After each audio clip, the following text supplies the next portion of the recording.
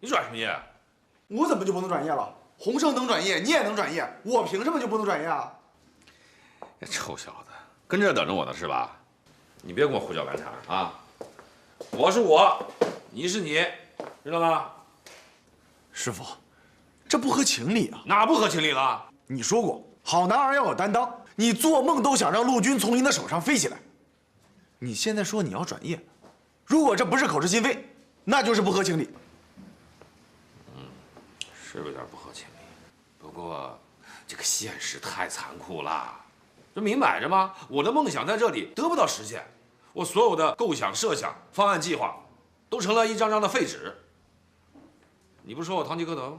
对，我就是堂吉诃德。你以为我想走啊？我觉得你不想啊。对啊，所以我不能让左统军三番五次的打压我，他已经压得我喘不过气来了。我得反抗，我得有所动作。哦，闹了半天，你是用转业当反抗啊？反什么抗啊？我觉得你在逃避。你不懂，这是我的反击战术。来，保密啊！得了吧你，逃避就是逃避，反正你这么做，我不太喜欢。我不想走，左统军也不想让我转业，对吧？当然不想了，你是他最得意的徒弟。我突然交了转业报告，对左统军来说是不是一个沉重的打击？你要这么说吧，我也反驳不了你。可我总觉得这么做奇奇怪怪的呀。我这也是让他逼出来的。我交上转业报告，就是给他压力，给他一个强烈的信息：我江海已经忍无可忍了，我得走，我惹不起我还躲不起。可这能靠谱吗？哎，万一组织上咔嚓给你批准了，那你走还是不走啊？嘿，我早就算计好了，我是谁啊？1级飞行员，我说走就走，能行吗？不行，我就算铁了心要走，还得耗上你2、3年呢，还得经过上级的一层一层审批。那倒也是。所以啊，我倒逼他左统军一下，我得让他心里明白，一再压制我，我就走人。我这是一石二鸟之计。一石二鸟。哎，一，我得告诉他，我江海是有脾气的，忍耐是有限度的。2，我以后再交一个什么方案、设想什么的，他就得考虑一下，高抬贵手了，让我顺利通过。这就是你的反击战术啊？你跟他较板，我替你捏把汗。这事我回头再跟你细说。江大队长，哎，政委让我通知你，现在马上去军部一趟。好，我知道了。江大队长，首长已经在屋里等你。好。报告，起来。首长好。我们又见面了，过来坐。首长找我什么事儿？先坐下说。坐。今天到军里办事儿，顺便找你聊聊。聊聊。聊什么？这本书啊。艰难一日啊。啊，我看过了。好啊，咱们谈谈感受。感觉一般。一般。哎。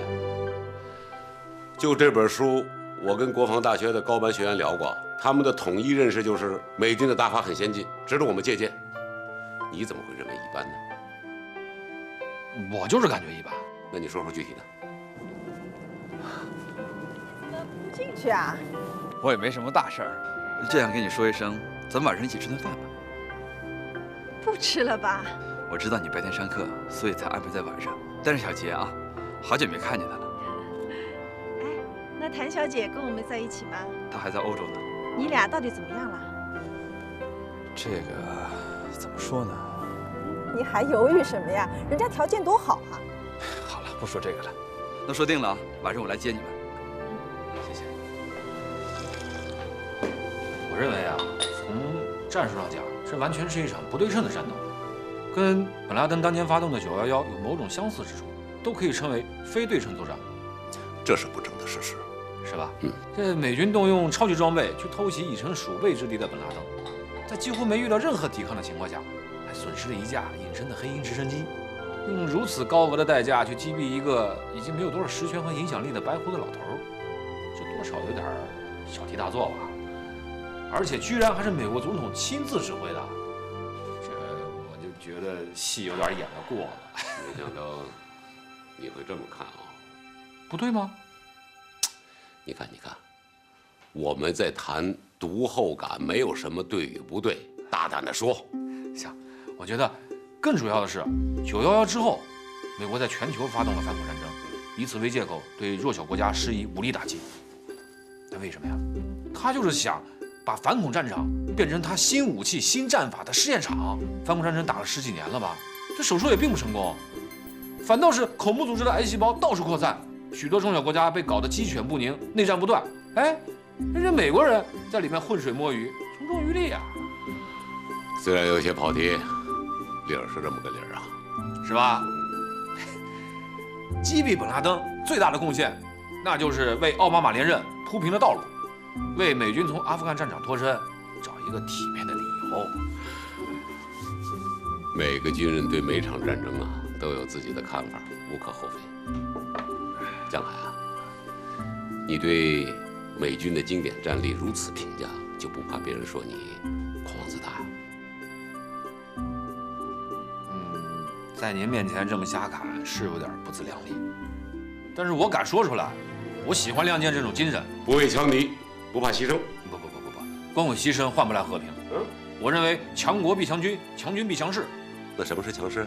强势就是强调攻势啊，没有攻击意识，哪有胜利可言？那照你这么一说，就不用防御了。不是首长，您要这么说的话，可就有点矫情。怎么呢？老祖先发明了矛盾这词儿，从来都是矛在前，盾在后，没听说过有盾矛的。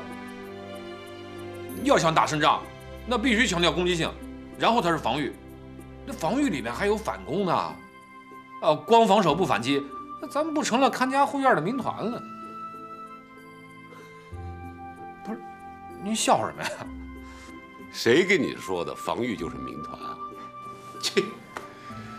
厅长，我今天叫你来啊，不是听你神侃的，我就是要听一听，你对美军的这次猎杀行动怎么评价？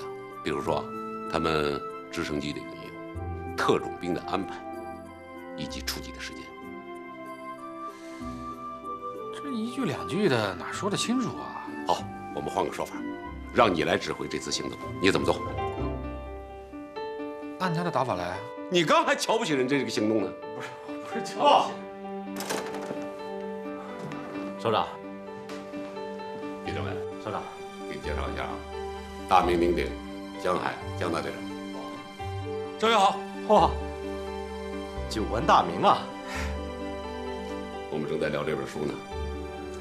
江大队长语出惊人啊，还不好意思。好，我洗耳恭听。今天背的不错，还得继续努力，还会谦虚了。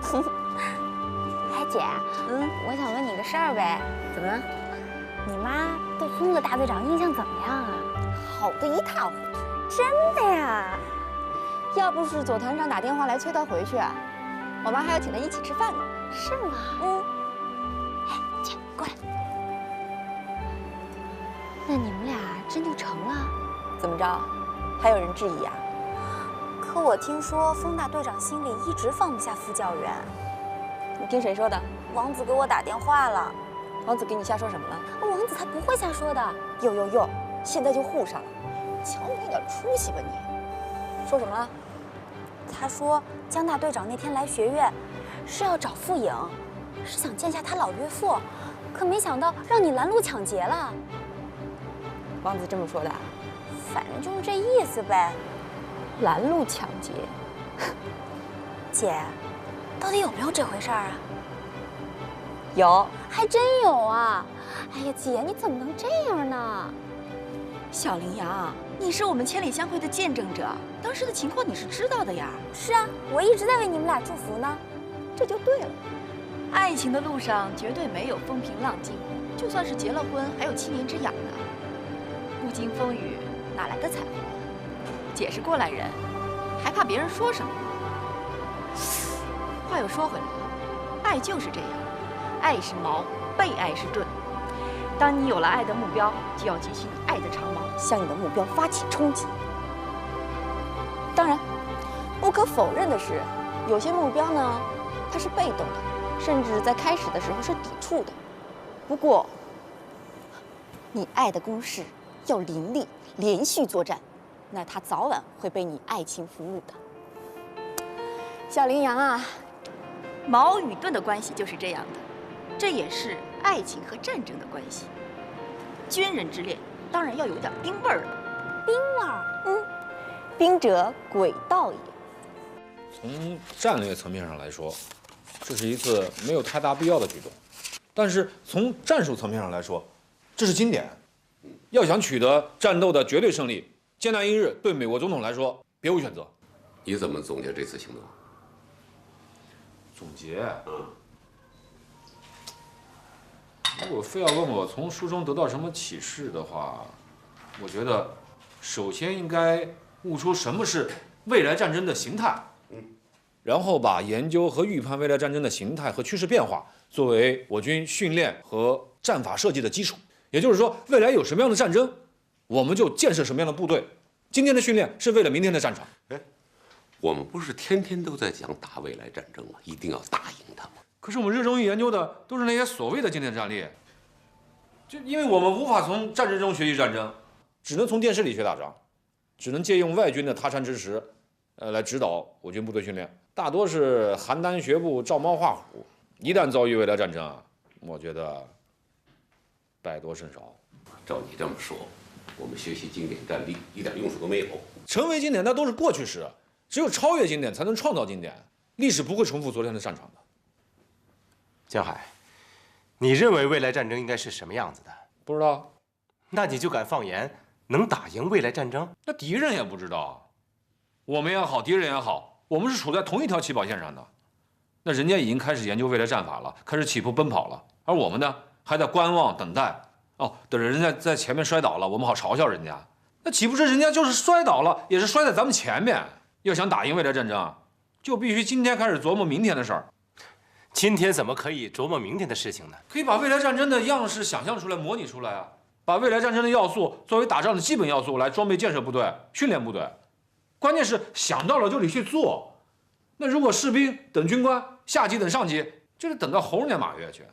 哦，对了，我们陆航部队从保障型转为主战型的想法提出多少年了？现在呢？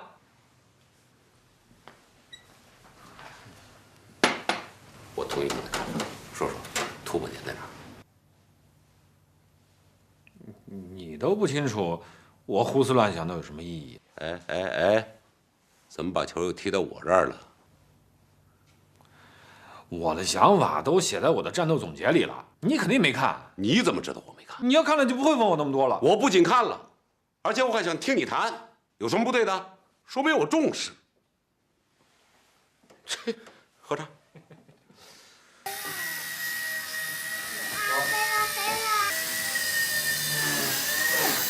厉害吧？好啊！别怕，我飞了。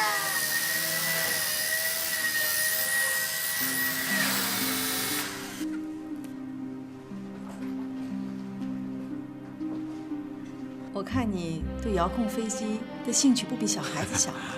没错，我最近一有时间就玩无人机，已经收集了很多种无人飞行器了。你有直升机开，你玩这个大玩具干什么呀？我开始从兴趣转向研究了。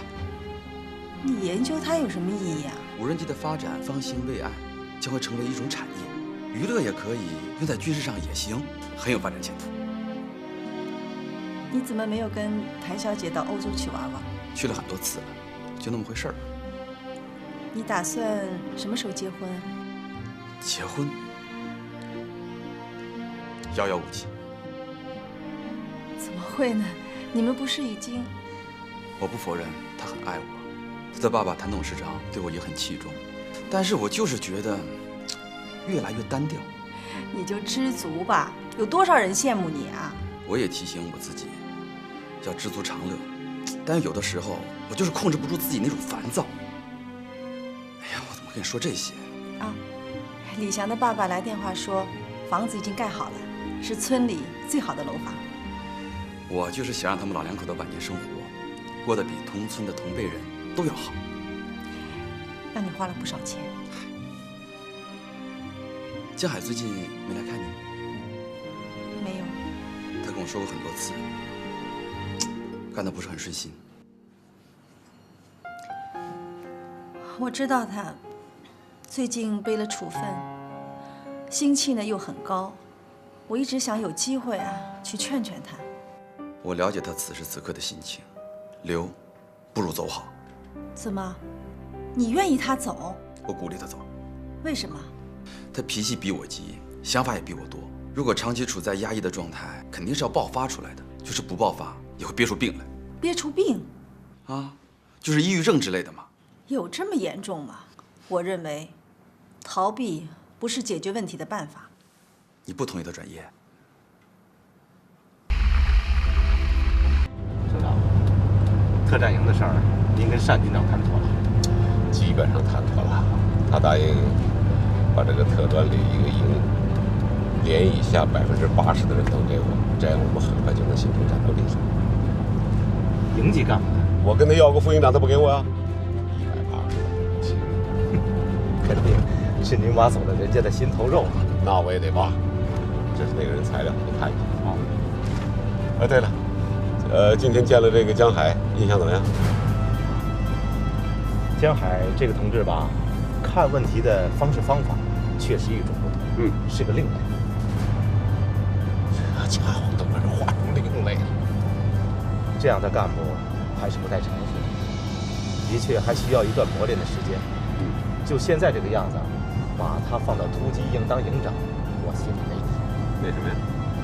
我问了左团长和他们的黄政委，江海最近情绪很糟糕，没打招呼就递上了转业报告，弄得2位团主官措手不及。这种人，您说行吗？就为这么点事儿，心里就没底了。今天第一次接触他，给我的印象不像是个正营之干，像个愤青，有点口无遮拦，啥都敢说，啥都敢想，而且放松一点，啥都敢干。哦，你怕管不了他？有点，不是有点，是非常。哎，我让左从军啊，给我推荐几个优秀干部，你猜猜推荐谁？不会是江海吧？啊，就是他。他不怕给自己找别扭啊？那两码事儿。按理说，人家是上下级关系，在一起那么多年了，又是师徒，了解的比我们要深得多吧？有矛盾，人家还是要推荐，那说明什么？确实是个人才。首长，看来你已经信心满满了。都别上。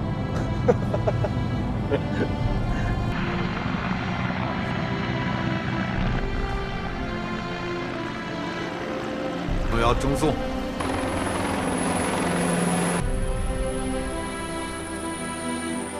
那俩准备起飞。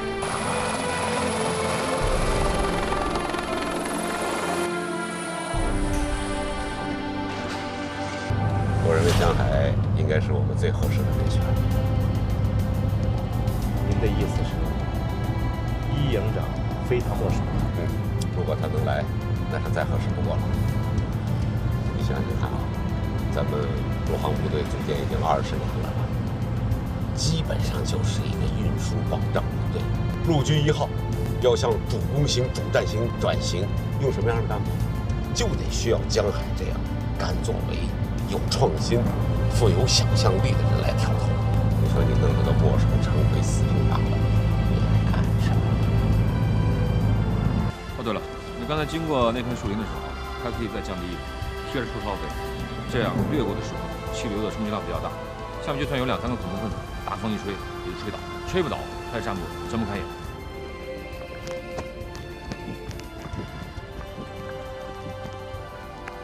我不是没有想过啊，我是担心呀，遇到下降气流，这鸡肚子就蹭着树梢了。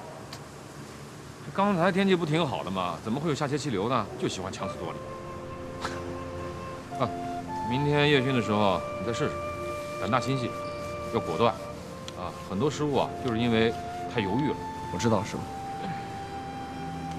哎，老袁，你怎么过来了？这大晚上的，你怎么跑这儿来了？我要找江大队长，有点事儿。啊，那我就走吧，你们聊。行，啊，你帮我把这个带回去。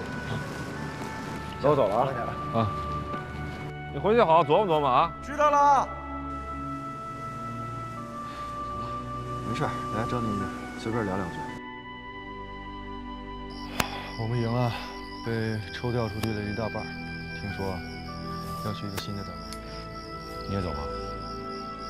目前还没听说，但今天旅长啊把我叫去了，他问我是想走啊还是想留，这一下给我问懵了，我只能跟他说，你只要不让我转业，去哪儿都行。我已经决定要转业了。啊？不可能，真的，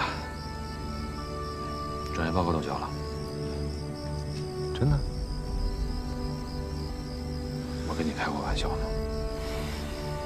不过我跟你说啊，就算你真的是想走，最少也要等个3到5年。这么长时间吗？你以为呢？谁让你是业务骨干呢？你又是1级飞行员，除非啊你平时表现得平常一点，任务完成的呢也总是那么欠缺一点，险情时不时的冒出来那么一点，让部队的领导对你是担心多于放心。走了，对你对他们来说都是一种解脱。那这个时候你再说要走，水到渠成。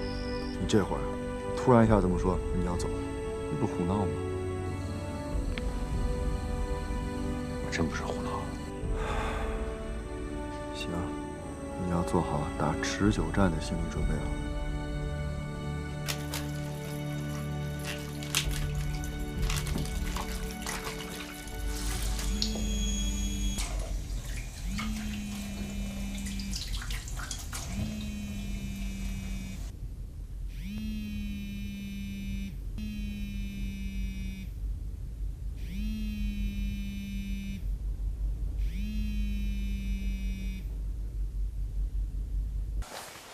哎，傅阳，你回来了？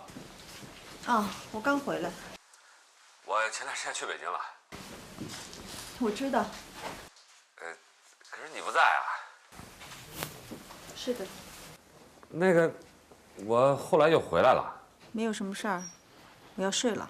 哎，等等，我有件重要的事儿要跟你商量。说吧。交了转业报告了。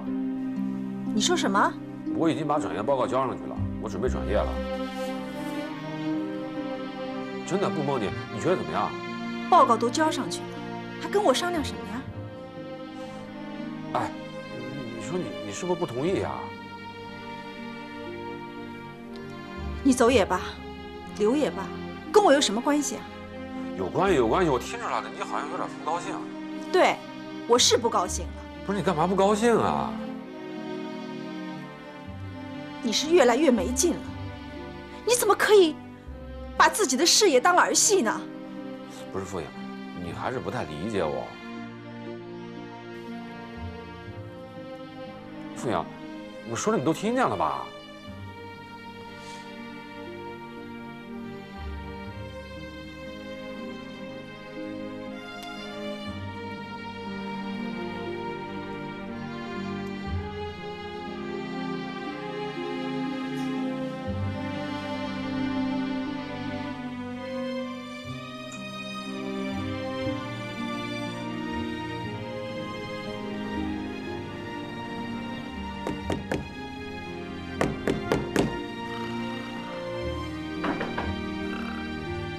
师傅，师傅，谁呀？我。几点了？你怎么还没起来啊？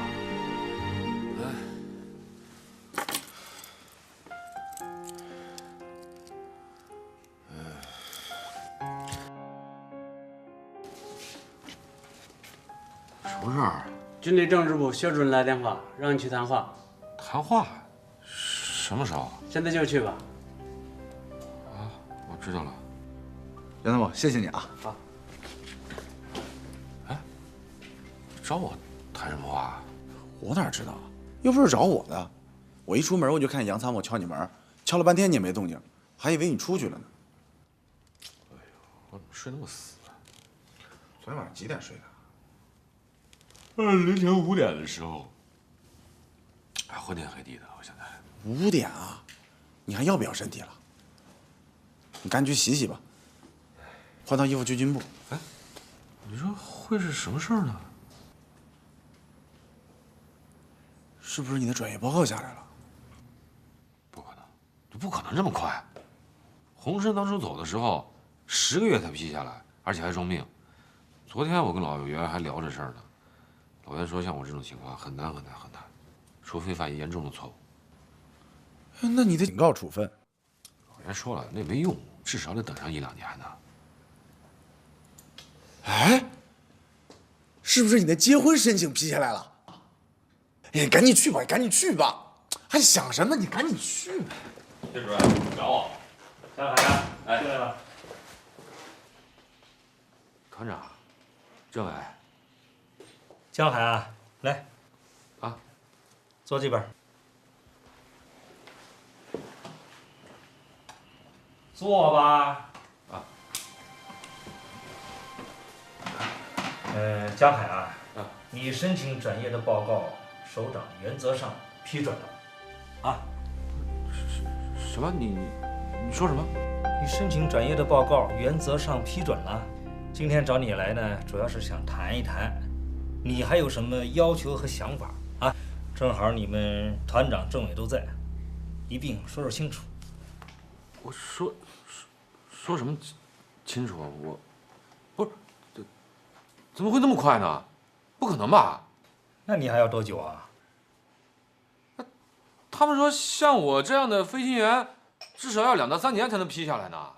我都做好了煎熬下去的准备了，没想到。没想到什么？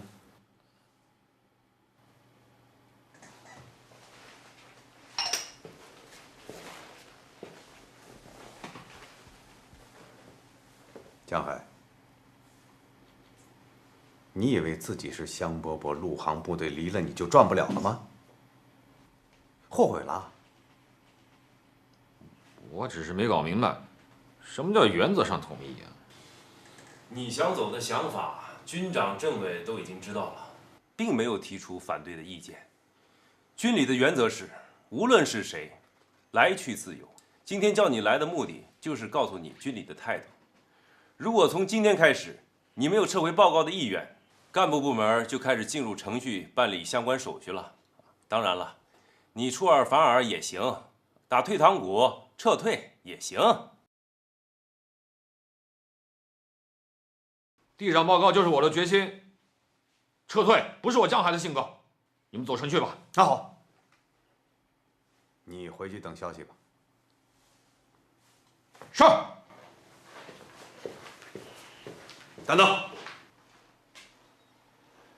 通知你的副驾刘小斌，到军部来填个表，准备参加选拔考核。是。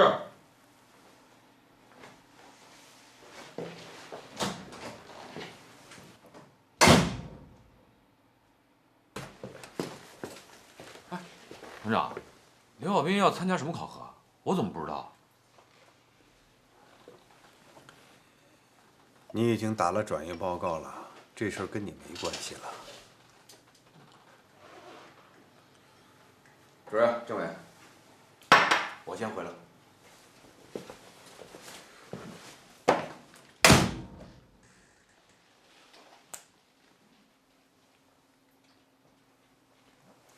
军委，这到底怎么回事啊？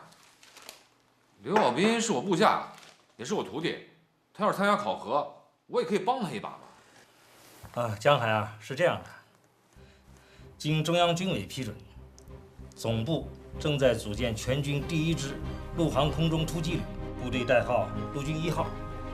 近期总部机关要到全军各部队挑选飞行员和相关技术人员，选中的飞行员马上要参加新装备的武直10武装攻击直升机的飞行训练。你们团党委呢选了几个参加这次的选拔考核，刘小兵就是其中一个。陆航空中突击旅直10武装直升机，霹雳火。对呀，你看看，漂亮吧？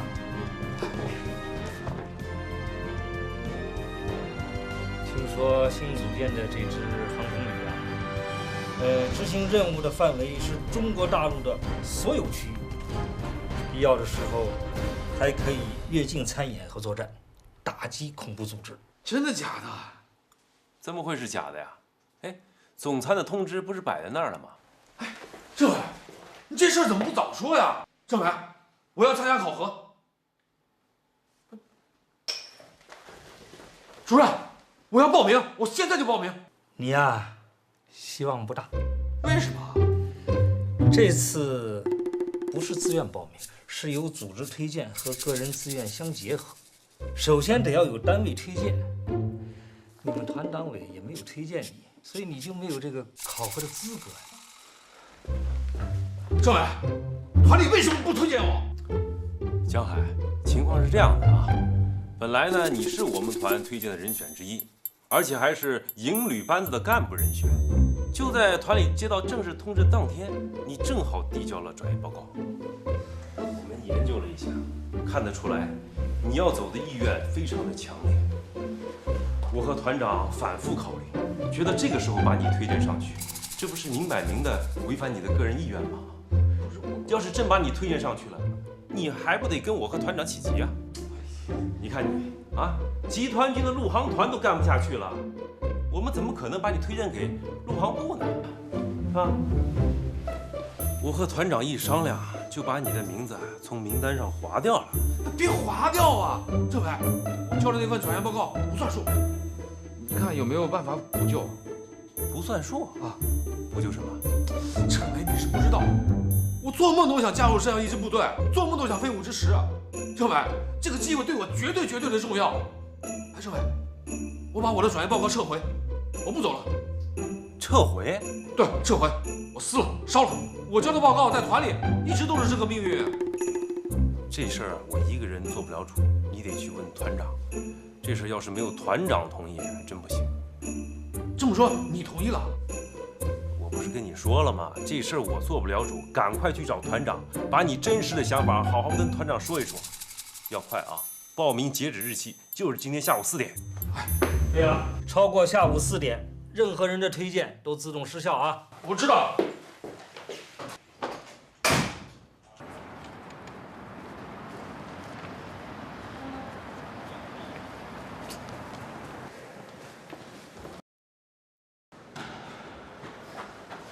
哎，等一下，同志，哎。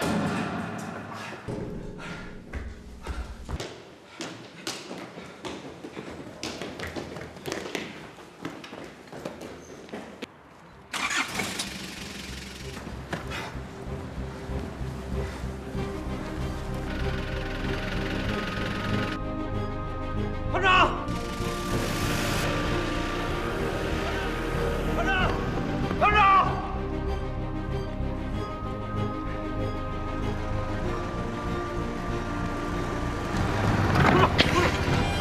通缉你的吧？是的，我通缉那前面有什么事吗？我是王团的，你的摩托车借我用一下行吗？不用车，那跟我们营长说吧。这来不及了，我们团长开救护车出去了。我跟你说，军长有重要事要交代，让我马上把团长追回来。帮个忙，马上还给你。你不认识我是吧？我陆航团飞行一大队大队长江海。哦，江海，你是19大战团的那个江海啊？对，哎，行。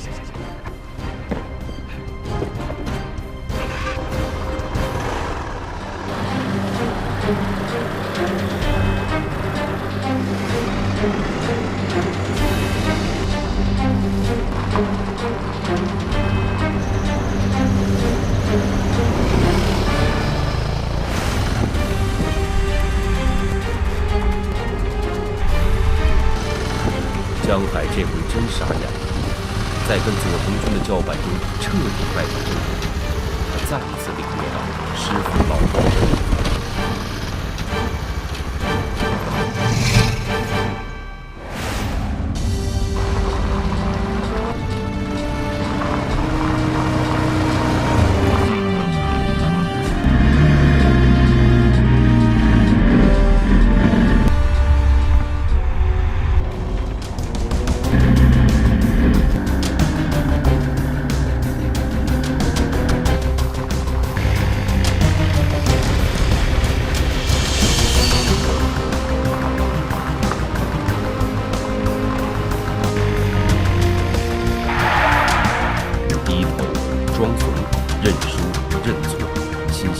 认栽，左童军还是会再给他留条生路。但没想到，左童军软硬不吃，大有不把疯子整成个呆子就不罢休的意思。台长，你干什么？我急上。急什么急？你现在太不冷静了。你拦首长的车，什么性质？快招！哎，别走，别走！不许走！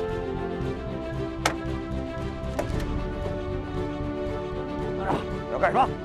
我错了，我后悔了，我不专业了，我以后绝对听你的话。听了吗？听，听进去了吗？听得进去，听进去就等我的通知。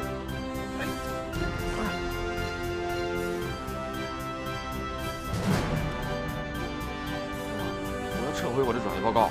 做好转业报告啊！找政委去。我找过了，他说他一个人说了不算，要你同意才行。我同意怎么样？不同意又能怎么样？你同意了，我就可以报名参加陆航空中通讯旅的选拔考试了。你当这是哪？啊？你是军人，军中无戏言，这个道理你知道不？对呀，对呀，报不了名就没戏了。团长，你把转业报告还给我吧。哎，我求你了，你还给我吧。江海，你的转业报告是经过团党委认真研究才上报上的，军里头有过原则同意的批示。你想撤就撤呀？你当这是什么？这是个严肃的问题。这不公平！怎么不公平？你的诉求得到了批准，有什么不公平？我以前听了那么多报告，你从来没有重视过，不是石沉大海，就是原封顿回。为什么偏偏转业报告那么重视，那么认真，批那么快啊？我想不通，你什么想不通的？你是个老兵，团里的骨干，飞行大队的大队长，想走一个报告递上去，想留又撤回来，你当这是什么地方？这是你家吗？想不通，你给我回去好好想想。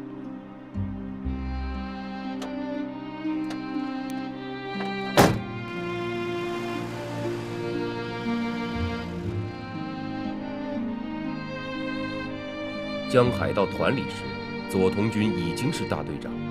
虽然同开一架直升机，两人性格却截然相反。对江海的才华和技术，左童军心中有数，但江海表现出来的不成熟，也让他实感不安。他觉得江海是个早晚会出事的人。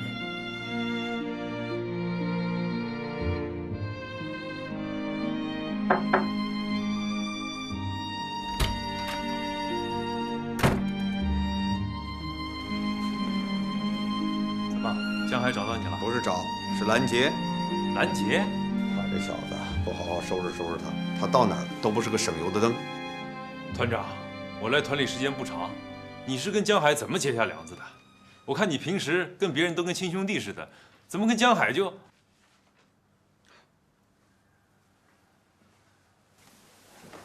唉，这几年遇上他，算是我倒霉。表面上看，我们俩没什么矛盾吧？是啊，算起来他还是你的徒弟呢。哎呀，我这个徒弟呀，我这么跟你说吧，我们俩的关系就跟唐僧和孙悟空的关系一样，我是唐僧，他是孙猴子。一路走来，跟西天取经没两样。这个讲悟空啊，一会儿发现个妖精，一会儿除掉个魔怪，整天琢磨着创新呀、改革呀，今天尝试，明天摸索，他那个精力之旺盛啊，团里没有一个人能跟他比。有点这意思。可气的是啊，他把飞行训练当游戏对待，极不严肃。一飞新科目，他就来幺蛾子。本来他的技术一次能过关的吧，他就非弄几次过不去。哎，他故意把规定动作做错，然后告诉我，他终于发现问题在哪儿了，要求再飞一次，然后再熟悉一次，再巩固一遍。这是为什么呀？哎呀，他就是想多飞几次。有些飞行技术就是靠熟能生巧，飞的次数多了，经验就比别人丰富，动作就更扎实可靠嘛。开始啊，我还觉得这小子挺能吃苦，挺努力进取。后来别人告诉我，江海是装的。等我发现他真是装孙子的时候，他的飞行小时记录已经比同期飞行员高出2倍了。你说这小子鬼不鬼？那你跟他的矛盾是怎么产生的？他刚当大队长不到3天，军区组织实兵对抗演习，陆航潭随行保障侦察兵潜入敌户侦察。江海看了演习方案，琢磨了1天。团长，啊，没事，为这个新战法想跟您讨论一下。又出什么幺蛾子？什么叫幺蛾子呀？哎，我是想能不能在不影响演习大局的情况下，让我的大队模仿一下美军第1骑兵师在越南不来梅战役中的战法，玩一个蛙跳什么的。团长，你是不着急，你这还不是幺蛾子？不是幺蛾子，是。